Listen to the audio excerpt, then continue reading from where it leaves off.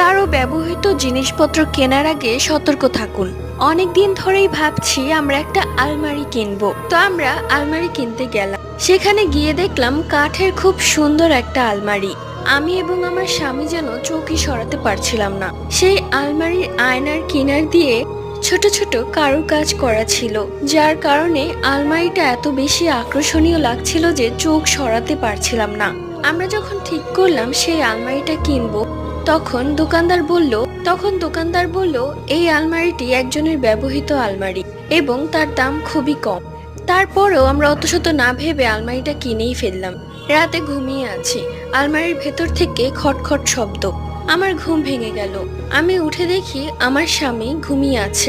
আমি এক দু পা করে আলমারির কাছে গিয়ে দরজাটা খুললাম। খুলেই যা দেখি তা দেখার জন্য আমি মোটেও প্রস্তুত ছিলাম না। দেখি একটি গলা কাটা মেয়ে আলমারির ভিতর বসে কাঁদছে।